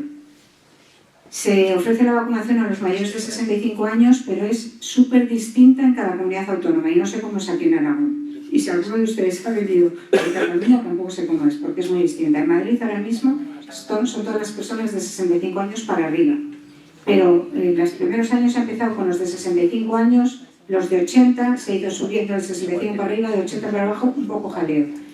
Sí se recomienda que se vacune. A las personas que lo han pasado más de una vez, se les recomienda que se vacunen con mayor énfasis, porque tienen tendencia a que se reactive. Y la vacuna funciona muy bien para proteger del zóster en esas personas. Es la vacuna de segunda generación. La anterior no la conocemos mucho porque funcionaba muy poquito. ¿Y qué relación tiene con el Alzheimer? Con el Alzheimer en concreto no, pero con el conjunto de las demencias hay una relación indirecta, hay una asociación y todavía no se sabe qué es. Cuando se ha empezado a vacunar con la vacuna del zóster a países enteros, antes de que llegase la vacuna del zóster aquí a España, en Inglaterra, que eran los países productores, se vacunaron ellos antes, se empezó a vacunar a las personas de una determinada edad, una franja de edad. Y cuando se observó, 10-15 años después de aquello, se observó la incidencia de demencias y deterioros cognitivos como el Alzheimer, pero no solo, se vio que era un 20% más bajo en las personas vacunadas. A mí que me quiten un 20% de las demencias me parecería fantástico, pero es una asociación. Hay que hacer ahora el ensayo clínico a ver si es casualidad, si no lo es. Es muy prometedora esa observación, es muy prometedora porque claramente son las poblaciones antes y después, es decir, han comparado a las personas que tenían, ellos vacunaron a los de 70 años para arriba, han comparado a las personas que nacieron, pusieron una fecha límite, los que nacieron 2-3 días después y los que habían nacido 2-3 días antes. Es decir, aquellos que por 2-3 días o se vacunaron o no se vacunaron. Que a nivel de población de todo el país probablemente tenían los mismos achaques, los de pocos días antes y después. Y ahí se veía un 20% menos de demencias en las personas que se habían vacunado. Entonces eso es muy importante. Y por ahí se está avanzando. ¿Que son todas las demencias una secuela de alguna infección que hemos tenido, por ejemplo, en la varicela? No lo sabemos. Pero ¿estarán algunos de los achaques que vamos acumulando con los años por una infección que a nosotros nos tocó la China de que nos deje esa secuela? No lo sabemos. Yo le digo, las infecciones no salen gratis, claramente. Eso era muy común porque es un virus que no se contagia tanto. Sobre todo al principio, cuando entró Omicron arrasó y como nos pilló vacunados y era más suave, pues no nos enteramos de que nos infectamos.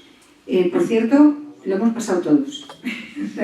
Todos aquellos que nunca han dado positivo probablemente también lo hayan pasado, porque está tan generalizado y después de 6 años lo hemos pasado todos y ahora ya cuando nos diagnosticamos pues probablemente no nos enteramos. Al principio se contagiaba poco y era muy normal que personas convivientes, y como me decían a mí, pero nosotros nos queremos mucho, que se contagiase uno de la pareja y el otro no. Eso era normal porque lo que se llama la tasa de ataque era alrededor de un 20%, es decir, que de 5 personas expuestas, una se contagiaba. En una familia, todos confinados en la misma casa, era más frecuente que se infectasen más de 1 de cada 5, pero no todos, no era el 100%, no el 100%. Eso depende de cuánto virus produces tú en tus secreciones, de cómo es el virus y cuánto es capaz de producirse en las secreciones y si eso es suficiente dosis para infectar a una persona o si simplemente le da un poco de virus y lo controla del todo. Y luego que distintas personas lo sufran más grave o menos grave es que para cuando tenemos una enfermedad crónica llevamos años incubándola. Entonces esa incubación que no se nos diagnostica porque todavía nos sentimos sanos y porque no merece la pena diagnosticar, pues a lo mejor es algo que estás incubando y tú tienes esa tendencia y se revela porque Este virus lo que hace, su principal problema es que causa una inflamación sostenida crónica muy potente. Si tienes algún tejido, algún órgano dañado por alguna otra patología o por otra inflamación, llueve sobre mojado y te causa una mayor inflamación. Tiene más mecanismos de causar enfermedad, pero eso es uno fundamental. Y entonces, he pasado 3 COVID. Bueno, yo también, pero habrá mucha gente que habrá pasado...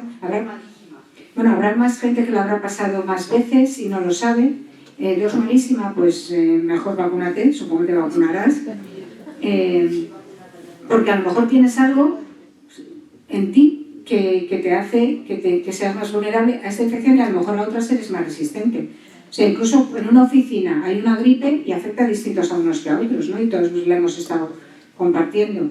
Somos muy distintos. Por otra parte, esa es la potencia de las especies vivas, que somos tan distintos que los virus nunca nos van a lograr erradicar a nosotros, no nos van a matar. Pero vamos, si soy yo la que me muero, me da igual lo que os pase a vosotros, ¿no? Pues sí, ¿quién se te dice? Sí, allá atrás. Hola, buenas, me llamo Paula Hernández, yo soy médico internista, lo viví un poquito de cerca, todo esto. Gracias. Quería hacer 2 preguntas, una creo que más o menos la has contestado, era como ahora cada año hay que vacunarse y la gente ahora ya lo tenemos pues como muy normalizado, ¿no? Cada vez nos vacunamos menos, ¿qué podría yo decir a los pacientes pues para convencerles? Uno, y si ahora se supone que tenemos la variante Omicron, si se prevé o es posible hacer alguna vacuna que dure más tiempo, como la del neumococo, por ejemplo. Gracias por la charla. ¿Qué decirle a los pacientes? Pues lo primero para los sanitarios es yo me vacuno. Yo me vacuno te ayuda muchísimo a convencer a los demás, porque lo transmites de otra manera y si lo dices además verbalmente es más fácil. Es decir, yo me vacuno, pero además es que lo transmites mejor.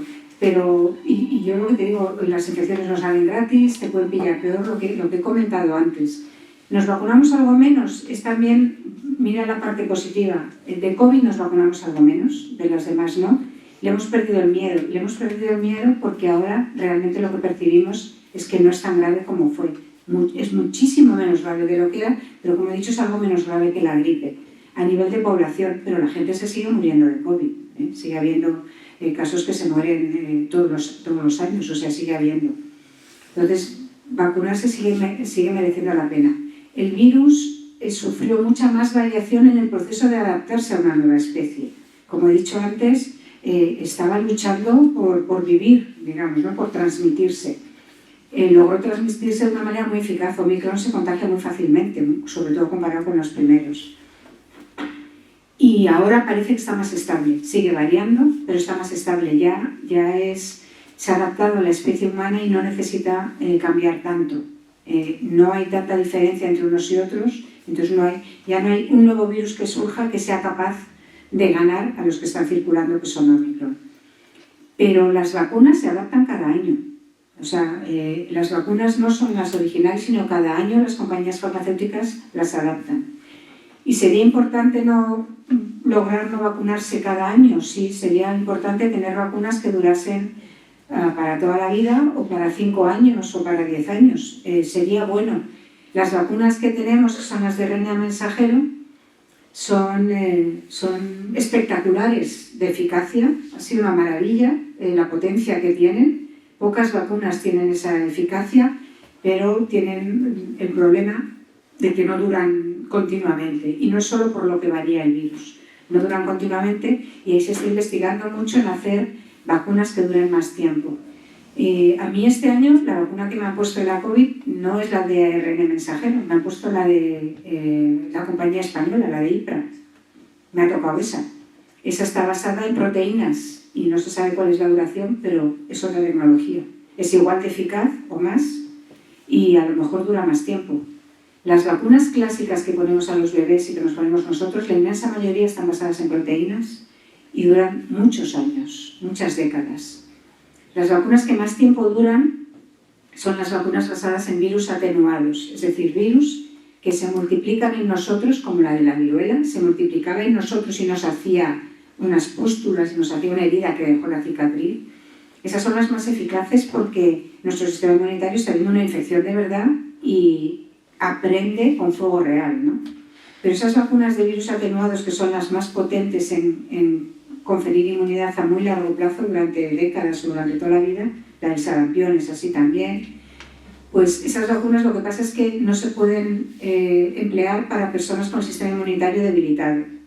Y personas con sistema inmunitario debilitado son, por ejemplo, un montón de personas con tratamiento por cáncer, con enfermedades autoinmunes en tratamiento, con los fármacos biológicos que bajan, que atenúan un poco la respuesta inmunitaria, y también pueden ser los bebés recién nacidos, ¿no? A las embarazadas tampoco nos atrevemos a poner las vacunas atenuadas por precaución. Entonces se está buscando hacer vacunas que sean de muy larga duración, pero que idealmente no sean solo virus atenuados por el posible riesgo que tienen. Y sí, es una de las asignaturas pendientes. Hay mucho que hacer en investigación en vacunas todavía, pero se está investigando más porque se está viendo el poder que tienen de, vamos a quitarnos, hay muchísimas infecciones y hay pocas vacunas. El poder que tienen de quitarnos del medio unas cuantas que molestan, que nos matan, que nos enferman e intentar ir a cada vez por más vacunas. O sea, se dan el clavo con, ojalá no nos tuviésemos que vacunar todos los años porque cuando no hay tanto riesgo nos acaba aburriendo. Total, es un pinchazo, tampoco pasa nada, ¿no? Pero hay gente que ya no se la quiere comer, efectivamente. Hay una y otras. Sí, un par de preguntas. Una de las sorpresas es que no había mascarillas, no había batas, no sé qué. ¿Eso también ha mejorado? Sí. Y la segunda es, durante la pandemia ha habido un movimiento contra la Organización Mundial de la Salud bastante intenso, que llevaba, por ejemplo, al señor Trump a decir que salen, ¿no? ¿No? ¿Esto nos debilita mucho o no? ¿Cómo lo ves? Porque a mí me parece que hay alguna gente que está jugando un papel muy intenso en esta crisis de la salud global, ¿no? Como diciendo yo, os apañaréis. Sí. ¿Hay más preparación a nivel de más equipos de protección individual? Sí, la hay. Yo no sé exactamente cómo es, pero sí hay almacenamiento y reciclaje para que no caduquen de mascarillas, de equipos de protección individual, de respiradores, de todo eso sí que lo hay. Pero tampoco puedes hacer almacenamiento de absolutamente todo lo que te puede evitar todo tipo de infecciones que se transmiten por muchas vías. Pero sí hay más preparación en tener ese tipo de suministros para usarlos inmediatamente. Efectivamente, eso lo hay. Y en los hospitales están mejor preparados para ello. El contexto internacional es más difícil de lo que era cuando empezó la pandemia de COVID, efectivamente. Es más difícil, igual que he dicho el concepto de una sola salud, de que los virus nos pueden venir del medio ambiente y de los animales silvestres y domésticos a las personas, los virus a los países de mayores recursos nos pueden venir de los países de pocos recursos en los cuales no lo pueden controlar. Y si no ayudamos a esos países con cooperación internacional, primero, estamos vulnerando su derecho a la salud y segundo, nos estamos poniendo en riesgo nosotros. Y la situación de cooperación internacional es francamente más difícil de lo que era antes. El no apoyar a la Organización Mundial de la Salud ha tenido un impacto sobre la propia OMS y sus programas, pero todo el trabajo que estaba haciendo Estados Unidos, no solo en la Organización Mundial de la Salud, sino que todo el trabajo de Estados Unidos y todos los dólares de Estados Unidos en cuidar de la salud del planeta se han reducido drásticamente y de un día para otro. Nos ha servido para darnos cuenta de que Estados Unidos era quien nos estaba cuidando al planeta. Es decir, más del 50% de la ayuda a temas de salud a nivel internacional en países de pocos y medios recursos los estaba asumiendo Estados Unidos. La retirada de un día para otro ha sido una locura. No solo se han quedado, por ejemplo, para el virus de la inmunodeficiencia humana, no solo se han quedado sin antirretrovirales, que era una campaña en muchos países de África que llevaba a Estados Unidos, sino que se han quedado sin las bases de datos en las que tenían a los pacientes registrados. Una locura las dos cosas, ¿no?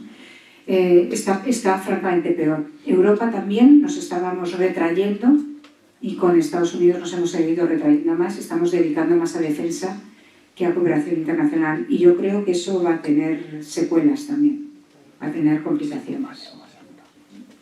Es preocupante. Hola, buenas noches. Pero perdona, España está reaccionando bastante bien. España es de esos países que cuando vas a foros internacionales nos dicen, seguid como sois. Dar ejemplo de madurez de la sociedad en vacunación y dar ejemplo de lo que estáis colaborando. No es uno de los únicos países, pero España lo está haciendo razonablemente bien. Sí, me gustaría preguntarle, porque de esto se habla muy poco, o incluso los medios sacan la noticia y dan de que no, sí hace noticia, por parte de los laboratorios. ¿En qué medida los laboratorios donde se crean, pues la verdad, muchos virus desconocidos para la investigación? Y a veces, según qué medios, pues dicen que se pueden escapar de allí o lo sueltan para crear esa pandemia y posteriormente pues gastar estas vacunas que tienen almacenadas o que crean rápidamente. ¿Qué opinión le merece todo esto? A ver, yo tenía una diapositiva, estás hablando de a lo mejor liberar virus y causar una pandemia para luego hacer negocio. Yo tenía una diapositiva del bioterrorismo, pero ni lo he comentado. Eso es bioterrorismo. Ni lo he comentado porque no hay ejemplos. Hubo un ejemplo de Anthrax, de cartas con Anthrax cuando fueron los ataques a las Torres Gemelas, pero no hay bioterrorismo, o sea, no está ocurriendo. Entre otras cosas porque es que no es muy inteligente que yo libere un virus, porque los virus no tienen fronteras y me puede acabar llegando a mí. O sea que yo haría otros tipos yo nunca haría terrorismo, pero de hacerlo, no haría algo que me pudiese volver a mí. Y los agentes infecciosos no los podemos controlar de esa manera. De hecho, van evolucionando y pueden acabar volviéndonos a nosotros. No es una manera que pueda ser controlable, en absoluto. Las compañías farmacéuticas que metan miedo, no les interesa para nada tampoco meter miedo. Ellos fabrican vacunas bajo demanda. O sea, fabrican vacunas cuando hay casos y entonces se ponen a fabricar. Y ese, de hecho, es uno de los problemas. De que, por ejemplo, de la gripe se fabrican tantas vacunas como se van a vender y no más. Y lo que nos quejamos siempre es que desde tiempo inmemorial, y no fue solo con la COVID, se tenía problema de suministros y de vez en cuando había un fallo del medicamento, un fallo de suministro, un fallo de las vacunas y teníamos que ahorrar en vacunas. Vamos a quitar la última dosis a los bebés porque ya estarán más o menos protegidos, etc. En general, lo bueno de que haya más compañías es que hay más competencia y hay menos posibles incidencias en suministro de vacunas. Siempre se han hecho pocas vacunas, ¿eh? En general se han fabricado pocas vacunas y las compañías no fabricaban más. Con el papiloma, por ejemplo, una de las razones para vacunar solo a las chicas fue, la principal, fue que la evidencia de protección frente al cáncer de cuello de útero, frente a las lesiones premalignas inicialmente y luego frente al cáncer de cuello de útero, solo se tenía en mujeres. Si no había evidencia científica para vacunar a hombres, no se podía vacunar a hombres. Pero la segunda razón importante fue que si gastábamos las dosis en vacunar a los chicos, no íbamos a tener para vacunar a las chicas de los países más desfavorecidos. Entonces, las dosis siempre hay pocas. Y en cuanto a cómo has empezado en meter miedo, nunca se puede meter miedo. O sea, yo creo que cuando nos entra el miedo, nos volvemos irracionales todos nosotros. Si nos meten miedo de que me va a caer el meteorito, no me voy a atrever a salir de casa. Y luego me cae en casa, ¿no? No me voy a atrever a salir de casa. Si me meten miedo de que va a venir cualquier pandemia, es que lo que tenemos que hacer es controlarlas para que cuando de verdad haya que tomar la reacción, haya que hacer una reacción que sepamos que es de verdad. En este momento hay que hacerlo y ahora se hace. Pero meter miedo es que no vale para nada, es que no nos lo merecemos, ¿no? Una vez una mujer me dijo, oye, que me han dicho que en los próximos 10 meses va a venir un virus muy letal que va a afectar a los niños. Y yo tengo dos niñas y estoy preocupadísima de que no me informen de eso. Y no hice más que darle vueltas. Digo, no sé cómo te han podido contar eso. Esto fue hace 2 o 3 años. No sé cómo te han podido contar eso. No sé de qué virus pueden estar diciendo que podría ocurrir eso. Y realmente a la conclusión que llegué es, no mereces que te engañen de esa manera, ni tú ni nadie. O sea, no nos merecemos que nos metan miedo de esa manera. ¿Cómo saber a quién te mete miedo y quién te está contando la situación real, pues el consenso de los científicos en general, aunque hablamos con diversas voces, hablamos muy parecido la mayoría. Y cuando hay datos de salud pública que están diciendo los datos que hay, tú los estás viendo porque son públicos y lo están diciendo en toda Europa, que tiene una situación muy parecida a la que tenemos nosotros. Tenemos que estar más preparados y tenemos que estar más maduros y tenemos que demandar información. Para mí lo importante es demandar información, independencia, transparencia y acciones. Es lo que te puedo decir. Hola, buenas noches. Muchas gracias por la charla. Hola. ¿Estás vacunado de viruela? Tú no. ¿Está volando? Bueno, muchas gracias. Mi nombre es Xavi y bueno, un placer de escucharte en directo, que escuchar muchas veces en diferentes ponencias en diferido, por decirlo de una manera. Yo trabajo en sanidad animal, en concreto en un apartado que consiste en tu tesis en el tema de la PPA, que ahora estamos en un brote bastante... De hecho, estoy ahí con ese tema del brote. Entonces, bueno, yéndonos un poco por esta vía, yo tengo dos preguntas. Una, en la parte de coordinadora que estás ejerciendo ahora con este grupo que surgió con el tema de la COVID, un poco la relación que tenéis. Me gustaría saber si ese grupo tiene una relación estrecha con las diferentes entidades públicas, si tenéis una voz potente frente a ello. Y después, otra de las preguntas, un poco relacionada con el tema de la salud pública, salud humana, es cuál será el punto de inflexión, o porque también lo has nombrado muy vagamente, que al final será muy extensa, por el tema de la resistencia bacteriana, la resistencia a los antibióticos. Muchas gracias. Gracias. Pues el tema de qué contacto tenemos con quienes toman decisiones, lo que intentamos hacer es poner la plataforma de salud global. Somos 170 grupos de investigación, como he dicho, muy diversos. Intentamos estar al día de todas las posibles amenazas o conatos de amenazas, los desafíos que hay en enfermedades infecciosas, y tenemos informes que regularmente transmitimos, pero más importante que eso, estamos muy en contacto a nivel personal. Es decir, estamos haciendo mucho trabajo de, si necesitáis ayuda, llamarnos. Tenemos expertos en esto. Si necesitáis expertos en algo que no sabéis que tenemos, preguntarnos y os decimos quiénes son. Y estamos generando confianza en administraciones públicas, locales, autonómicas, las que hagan falta, y el Gobierno de España también. Tenemos a gente, os damos información, os ayudamos a daros información. Si necesitáis y tenéis preguntas, contactar con nosotros. Y en general estamos proporcionando ese tipo de información, y cuando nos piden ayuda lo estamos haciendo. Estamos trabajando mucho también con el sector privado para intentar llevar desarrollos a empresas que lo puedan comercializar y puedan llegar a la población. Es una de nuestras preocupaciones, que lo que nosotros estamos generando a nivel de investigadores metidos en nuestro nicho pueda llegar, y que nos lo sepan pedir a tiempo y que reaccionemos a tiempo. Esta plataforma se ha destilado una serie de investigadores que saben que tienen que descubrir algo importantísimo que sea vital para su premio Nobel en el futuro, pero que a la vez saben que cuando hay una emergencia tienen que tirar todo y lanzarse a la emergencia. Entonces, este tipo de personas les contactas de un día para otro y enseguida te dicen: me lo estudio, me lo tal, lo hago, te lo mando, y están reaccionando muy rápidamente. Y eso es lo que necesitamos, que tomen decisiones. Valórame cómo están las cosas, dame tu opinión fundamentada sobre qué medidas se podrían hacer y qué impacto tendrían. Y además que pregunten a más, es decir, que no pregunten solo a uno o dos, sino que pregunten a más para tener una visión más completa, porque ven mucho más 4 ojos que 2 y mucho más 40 que 20, ¿no? Y eso sí que lo estamos trabajando, creemos que es importante. El CSIC, con este equipo de presidencia, ha favorecido mucho lo que llaman ciencia para las políticas públicas, y está haciendo muchísimos informes, uno de ellos sobre resistencia a antimicrobianos, cuál es la situación, qué capacidades tenemos en el CSIC y en el país para proporcionar información, para responder, para investigar sobre lo que haga falta.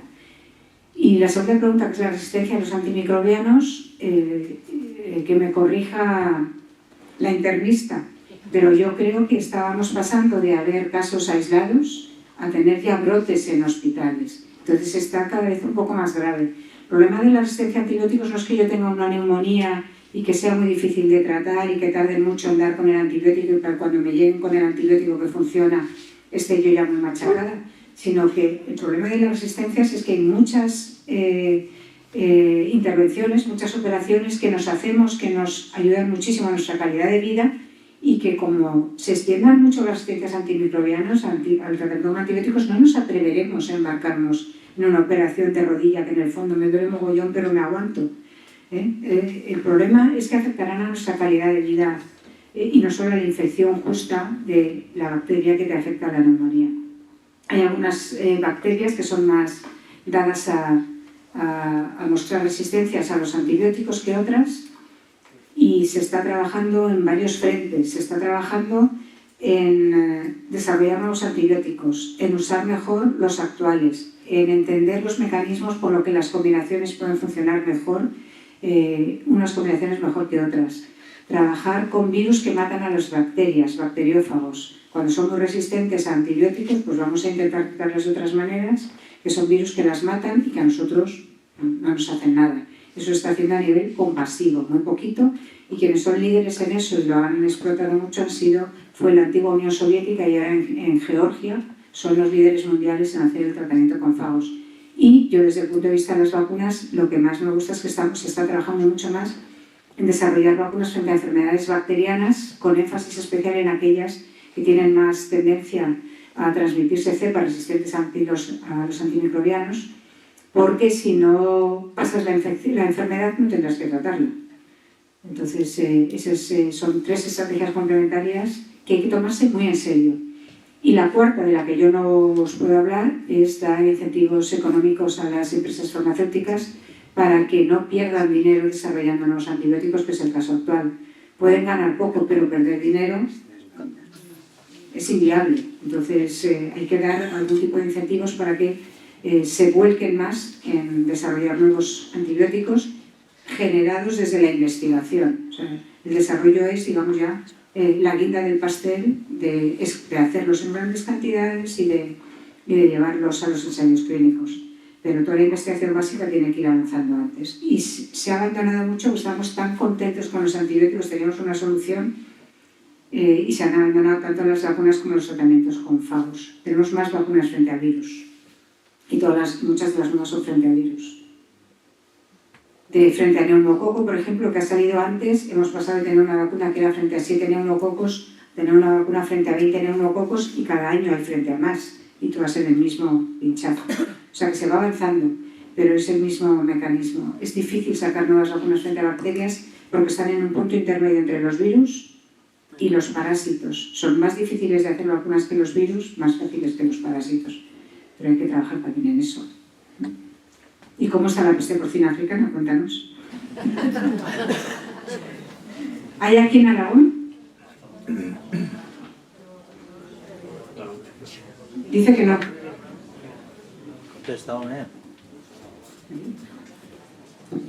No, de momento no. Yo estoy en el foco principal de Barcelona y en Autónoma, y cada semana, pues bueno, ahora estamos con 230 casos de más de 2.400 muestras analizadas ya, pero pues es bastante delicado, ya lo sabéis bien, no hay vacuna y es bastante crudo. Es un virus muy complicado para hacer vacunas, muy complicado, y ha habido muchísima investigación en hacer vacunas y no se ha logrado. Es un virus difícil.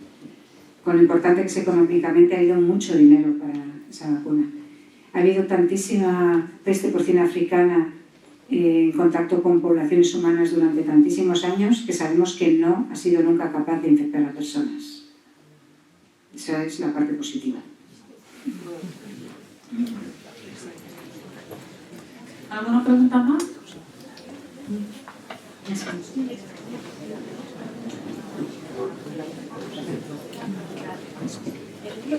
¿El cáncer felino se puede transmitir a los humanos? No sé qué virus del cáncer felino me cuentas, lo siento, no lo sé. Es que puede haber varios. Puede haber varios.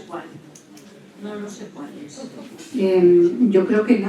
Yo te diría que no. Pero si no sé cuál es, no te puedo contestar. Sí. Lo siento. ¿Alguna pregunta más? Uno de cada seis tumores humanos lo causa un agente infeccioso conocido.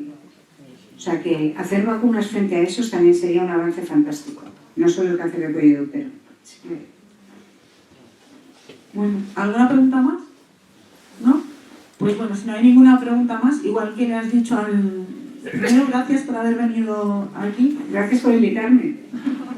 Ha sido un placer y realmente... Muchísimas gracias. Igual que tú le has dicho al médico internista gracias, yo creo que todos debemos dar gracias a los científicos, a estos equipos multidisciplinares que nos están protegiendo de cosas que a lo mejor todavía ni conocemos. Muchísimas gracias. Gracias.